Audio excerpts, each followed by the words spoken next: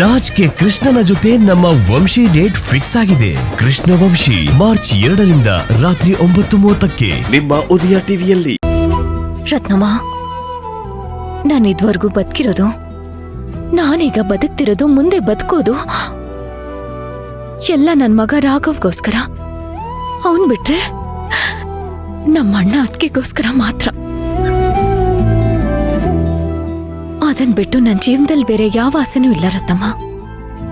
ರತ್ನಮ್ಮ, ನನಗ್ ನಡ್ದಿರೋದು ಬೇರೆ ಯಾವ್ದಾದ್ರೂ ಹೆಣ್ಣಿಗೆ ನಡ್ದಿದ್ದಿದ್ರೆ ಅವಳು ಜೀವಂತವಾಗಿರ್ತಿರ್ಲಿಲ್ಲ ರತ್ನಮ್ಮ.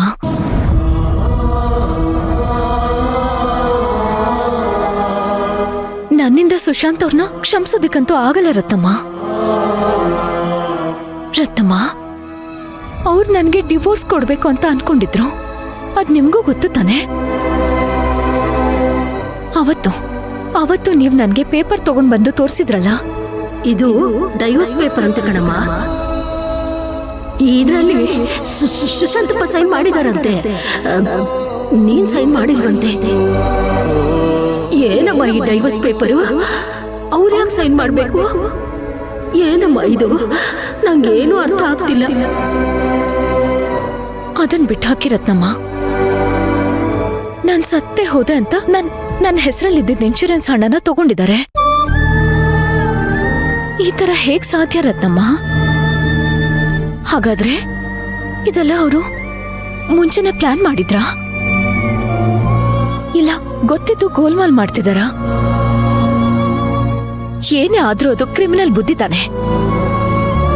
ಅಂತ ಕ್ರಿಮಿನಲ್ ಬುದ್ಧಿ ಇರೋರ್ನ ಹೇಗ್ ಕ್ಷಮಿಸೋದಕ್ಕಾಗುತ್ತೆ ರತ್ನಮ್ಮ? ಹೇಗ್ ಕ್ಷಮಿಸೋದಕ್ಕಾಗುತ್ತೆ ಹೇಳಿ?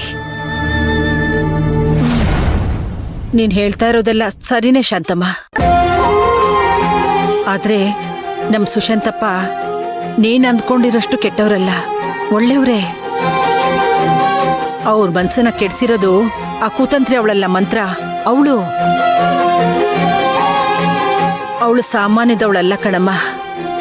ಅಮ್ಮ, ನಮ್ ಸುಶಾಂತಪ್ಪ ತಪ್ಪು ಮಾಡಿದರೆ ನಿಜ, ನಾನಿಲ್ಲ ಅನ್ನಲ್ಲ.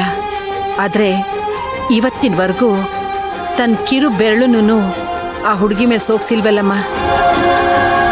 ನಿನ್ ಗಂಡನಾಗೇ ಇದಾನಲ್ವೇನಮ್ಮ? ಹಾ, ಏನ್ ರತ್ನಮ್ಮ ನೀವೀಗ ಹೇಳ್ತಿದ್ದೀರಲ್ಲ, ಒಂದ್ ವ್ಯಕ್ತಿ ಮಾಡಿರೋ ನಂಬಿಕೆ ದ್ರೋಹನ ಕ್ಷಮಿಸೋದಕ್ಕೆ ನೀವು ಕೊಡ್ತಿರೋ ಸರ್ಟಿಫಿಕೇಟ ರತ್ನಮ್ಮ? ರತ್ನಮ್ಮ, ನಾನು ಮನ್ಸ್ಕೊಂಡಿದ್ದಾರೆ. ನಾನು ಅವ್ರ ಮೇಲೆ ಎಷ್ಟು ಪ್ರಾಣ ಇಟ್ಕೊಂಡಿದ್ದೆ ಗೊತ್ತಾ? ಅದೆಷ್ಟು ಕನ್ಸುಗಳನ್ನ ಕಟ್ಕೊಂಡಿದ್ದೆ ಗೊತ್ತಾ? ಅದೆಲ್ಲ ನೆನ್ಸ್ಕೊತಿದ್ರೆ ನನಗೆ ವೇದನೆ ಜಾಸ್ತಿ ಆಗುತ್ತೆ ರತ್ನಮ್ಮ. ನನಗೆ ಕೋಪ ಬರುತ್ತೆ.